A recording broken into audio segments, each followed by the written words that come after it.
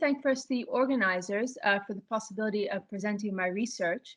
So this is part of a larger book project on the parklands and palaces of 12th century Palermo. So my paper today will focus on animals in the courtly sphere of the Norman kings of Sicily. So more generally, exotic species were prized commodities gifted to or acquired for them as they had been for their peers from Fatima in Egypt to Plantagenet in England. So I will first consider where they were kept and where they could be found in Palermo. So this is a spatial consideration, and this will be followed by an examination of their pictorial depiction in elite contexts. My main aim will be to determine what functions and roles animals could fulfill for the Norman kings. And this is in particular when placed within design landscapes, whether real or imagined.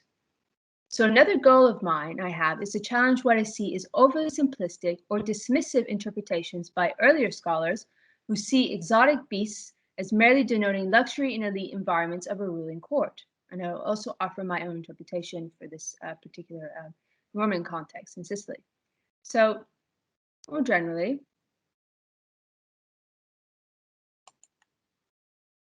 okay, so the 12th century kings of Sicily ruled over a mixed population of Muslims, Greek Christians, and Jews. They originated from a group of mercenaries who had arrived in the southern Italian peninsula in the 11th century. These rulers would adapt rituals and ruling practices over the next century from the principal loci of power in the Mediterranean. And among these was the habit of residing in luxurious palaces situated within luscious parklands. So the Genoard that we see here was in fact one of several royal parks outside their capital. And this is a place name which is derived from the Arabic Jannat al-Ard, meaning paradise on earth. So this park was established by William I and William II sometime in the second half of the 12th century. So to situate ourselves, the Genoard extends westwards from the walls of the city of Palermo to the slopes of the mountains below Monreale. This park was perhaps the greatest recorded medieval land project up to that point on the Palermo plain. It was, however, short-lived and dismantled after William II's death. So we have this mid-16th century account by the Dominican friar and antiquarian Tommaso Fazello, and he is widely considered to be the father of Sicilian history. So he described this area, and by this time, this verdant landscape had all but disappeared. So these former park grounds were overrun by private owners and their vineyards by this time, but he could still trace the park walls. So he says that they're around 2 miles in circumference, and he could also see the remains of vaulted dome pavilions on a straight road or axis.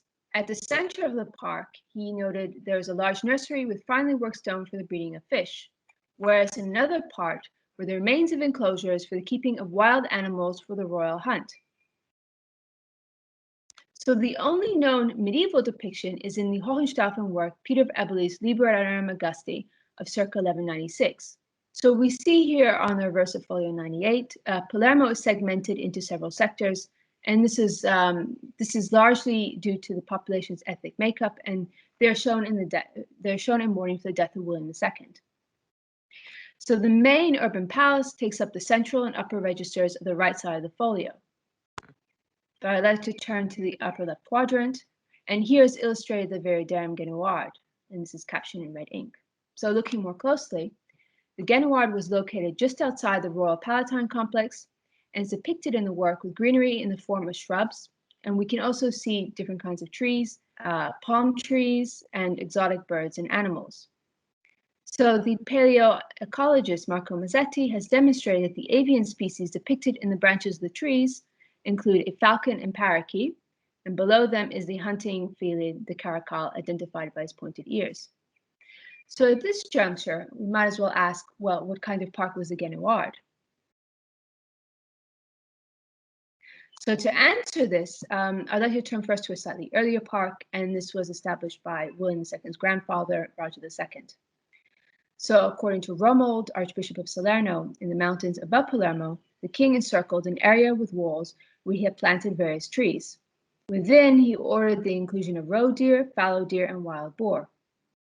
From his description, this park was clearly intended for the hunt and stocked appropriately. So unlike the caracal that we saw at the Genoard, A carcal is a species adapted for the hunting of birds and small mammals like rodents. These animals for Rogers Park were clearly meant for the royal chase. Now, fallow deer are particularly interesting, and this is just an example of that in Sicily. So they are smaller than other deer species, and in the later medieval period, they were particularly favored for the hunt and well-suited due to the fact that they're well-suited for emparkment. So they became extinct in Europe about 10,000 years ago and survived only some areas of Anatolia. And in the Roman period, they were brought into parts of Europe, including Sicily and as far north as England. This population disappeared sometime later, and most scholars assume that their presence after Norman conquest of England was due to their love of hunting. So presumably a similar introduction occurred in the southern Mediterranean at around the same time. So to my knowledge, the faunal remains in Sicily have been found only in the Norman stronghold of Rucato in the north-central coast of Sicily. So again, we have this elite Norman context of this particular species. Okay, but returning to the Genoard. When we consider this 16th century account by Fazello of these pavilions arranged on an axis, a fish breeding pond, and animal pens, it seems unlikely that this park was dedicated to hunting only. And I would say that we can probably assume that it was a royal menagerie or had a royal menagerie on its grounds. And also the use of Vivarium, and Peter Beverley's work would strengthen this proposition, although by this time, certainly in Italy, there were many meanings to this term. So consequently, I've looked for other medieval animal keeping practices. And in 6th century Rome, for instance, Procopius mentioned that undomesticated animals were placed in an enclosure outside Porta Pernestina. And in earlier periods, we know that exotic or wild varieties were kept outside the city walls for Colosseum games and other public displays. So even though this was for a practical reason, say for safety, you can't have a rampaging elephant in the streets of Rome, this did not mean that they occupied a marginal place in Roman society. And they were still very much on display for the public.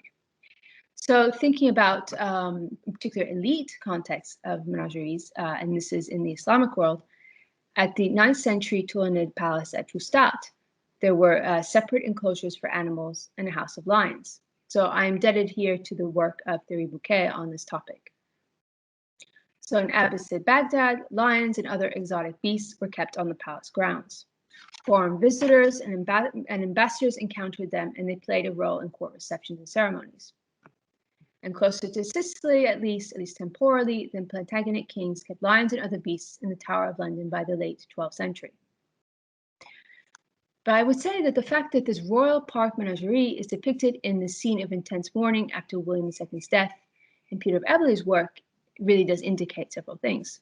Firstly, the Genoard was a significant entity in Greater Palermo. Perhaps it corresponded in size even to a quarter or suburb of the city. And secondly, this park held great meaning for the king and his court. And in fact, it was one of the first casualties in the violent battle for succession between the Hohenstaufen Emperor Henry VI, who was married to William's aunt and Tancred of Lecce, an illegitimate son of Roger II. So in fact, the park no longer existed by the time of the manuscript's production in 1196. According to Otto Saint-Blaise, from the royal park, every beast of a delectable kind was collected and fed to Henry's soldiers.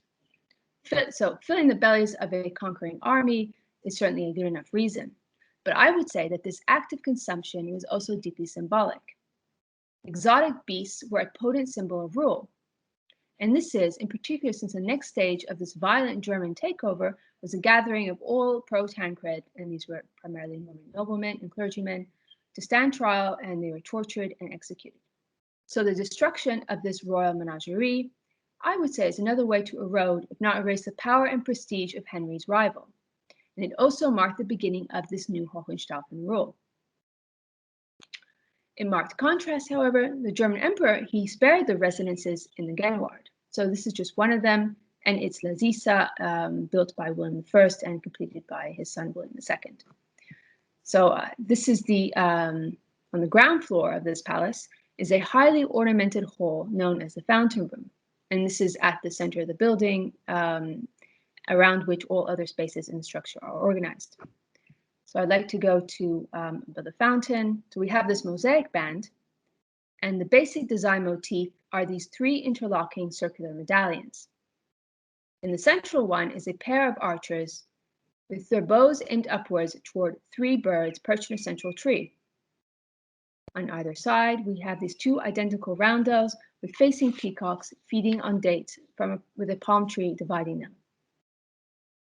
Unlike the twin archers, whose billowing drapery signals their dynamic movement, these peacocks are static, and I would say there are clear connotations here toward paradise, and also peacocks frequently appear in late antique Byzantine art. Okay, so in terms of its style and subject matter, this mosaic at La Zisa is frequently compared with a small hall located not far away in the main royal palace within the walls of Palermo. So this is the Norman stanza, and it was decorated really only shortly after La Zisa in the 1170s, 1180s.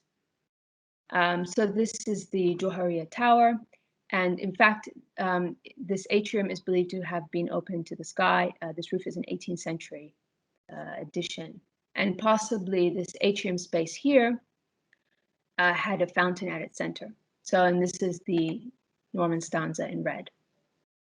Okay, so this is Norman stanza is actually quite a small room. It's shallow in depth, but it was one of the most privileged spaces of the royal court. We have this magnificent polychrome mosaics on a gold background which cover the entire room, from the wainscoting to the arches and framing the four walls, vault spandrels, and the vault above. So just a view of the south wall of the hall, and this is the east and the west. So we have this exotic and hybrid beasts, and they are arranged on two registers. And we have these confronted or mirroring animals and figures, as well as figures, and they're divided by various fruit and palm trees, similar to what we'd seen at La Zisa. But without a doubt, the most spectacular aspect of this room is its vault. So we have this intricate strap-like design of interlaced bands, and we have lions at the four corners of the vault, as you can see, with four griffins in this octafoil, which are interspersed between them. At the center, or at the keystone of the ceiling, is an eagle clutching a hare in his claws. So the crown on the eagle is probably modern, and possibly also the hare. So I would not, I'm not going to go into details too much. So the eagle, more generally, has long had associations as a solar and heavenly creature that could transport human and divine beings into the heavenly sphere. But this is not the only example in the palace, and this is from the wooden Salicite Muqarna ceiling of the Cappella Palatina of circa 1140 in the same palace complex. And here we see this eagle, or another kind of giant-like bird creature, carrying this figure in its breast, on its breast, suggesting an apotheosis scene. So this is just one of the panels on the chapel ceiling, and there are further representations of animals, and these were executed by Muslim workmen using techniques most closely associated with Fatimid Egypt. So this happens to be the wooden ceiling of the nave. And this is a view towards the chapel below. And here there are actually two phases of the decoration of the mosaics. The first completed under Roger II, most likely by Byzantine mosaicists, and a later phase which includes a Norman stanza, and this corresponds to his grandson William II.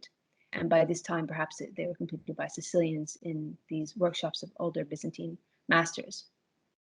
Okay, but let's turn again to this vault, and more specifically to the lions. So lions, more generally, they appear without end in the palace complex. So here on the Norman stanza. So moving clockwise, this is another example from the Norman stanza. We have lions depicted in the sanctuary of the Cappella Palatina. Also on its wooden ceiling, we have the seated figure, usually interpreted as a ruler, but there are other interpretations, between two lions, as well as the sculpted example, which is now outside the Norman stanza, but possibly or most likely belonged to a fountain somewhere in the palace, perhaps even in this atrium space. So this fountain in particular, I mean, it brings to mind, of course, more famous examples such as the lion fountain at the Alhambra.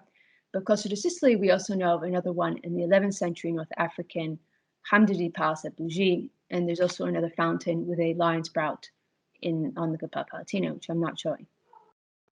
But I would be amiss, of course, to not bring up the most famous lion or lions of the Norman court. And this is Roger II's mantle, made in the palace workshops. So for reasons of time, I'm not going to dwell too much on what in my mind are really Orientalist interpretations of its imagery as signifying Norman-Muslim relations. Besides, lions overpowering their prey is really a common theme, appearing frequently in antique art. And even within the palace, at the base of this Easter candle in the Capella Palatina, we have this. Roger himself is said to have had the facial features of a lion, at least according to Romuald of Salerno. So this seems to be a rather common topos of associating a lion with a ruler. But I'd like to think of another question, and this is on the ceremonial occasions when Roger or another Norman king wore this garment or one like it, did his movement activate its imagery, either for the king or those in his presence? Would this have been like a hunter wearing the pelt of his hunted animal? And would the king then be seen to embody the characteristics of this powerful, noble beast? So going back to the Norman stanza, so we looked at the eagle briefly and the lion, but is there any meaning to animals when depicted together with other species? So I would say here that you have this close connection between the griffin and the lion. I mean, they're connected via these roundels, and the eagle, I would say, is separate in the center of the vault. So this pairing of lion and griffin in the Norman stanza is actually of an immense significance in a courtly setting. So we know that in the Byzantine palace in Constantinople, in the Magnura Hall in the 9th century, there was this throne Oram-Ada, which is copied or inspired by an example in the Abbasid palace. It consisted of a tree with singing birds that could elevate and had golden lions and griffins at its base. This throne, or thrones if you consider also this Abbasid example, emulated that of the Old Testament King Solomon, described in the Book of Kings, as made up of 6 steps with a lion on each side, totaling 12 of these beasts. Now, returning to the Norman realm, we don't need to go very far to find lions on thrones. There are numerous examples, particularly in episcopal examples in southern Italy. But I would say that finding this lion and griffin combination is much rarer. So this is William II's throne in the Cathedral of Monreale, and we have multiple depictions of lions. We have sculpted lions on the armrests of the throne. Unfortunately, I couldn't find images, but they're there. Also on this pyramid-like pediment above, we also have lions and mosaics, whereas the armrests, we have these griffins as well. So I would say that this is a Solomonic pairing of fantastical and exotic beasts. But perhaps they also had another meaning, that was they're invested with apotropaic power. So I found also lion and griffin on the Cathedral of Melfi in southern Italy, a Norman cathedral, and on the bell tower. And also at Monreale, we have these bronze doors by Bonanno di Pisa with lion and griffin, and this is also below this Adam and Eve expulsion from paradise scene.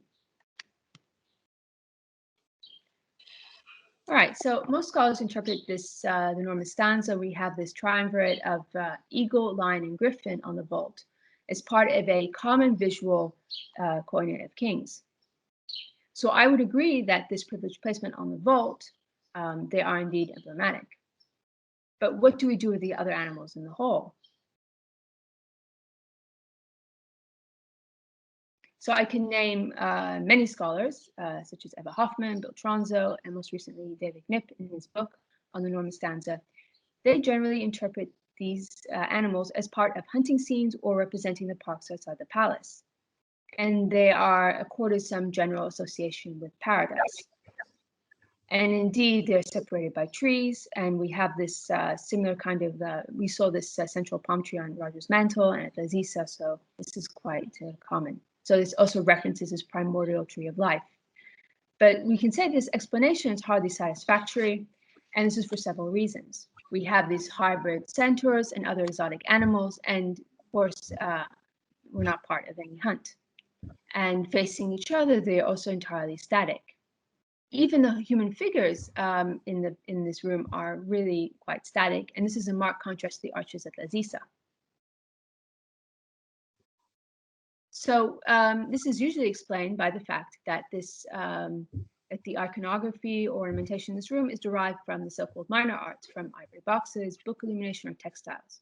And there are numerous comparative examples to draw from, and these are just two examples from Iberian treasuries. And this iconography shared also with Byzantine textiles, which in the scholarship is usually associated with Sasanian examples. But I would say that to collapse the entire decoration ornamentation of secular spaces of such importance as a Norman stanza as merely signifying courtly luxury or generic hunting parks is difficult to reconcile. And this is particularly when we consider the highly programmatic mosaic programs of Old and New Testament scenes at the Cappella Palatina and Monreale. So perhaps we can ask, the choice of the same precious medium of mosaic for the Norman stanza, perhaps it was intended to convey another and equally important conception of kingship. In Palermo, many of the animals in the Norman stanza were indeed in part just outside the palace walls in the Genoard. And could this hall then symbolize just this kind of paradise on earth?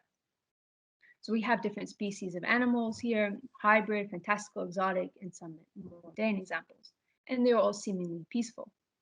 Even the human archers and the centaur have their arrows frozen in their bows, and they don't seem to mean any harm. So the static and stiff depiction could signify that they are outside time.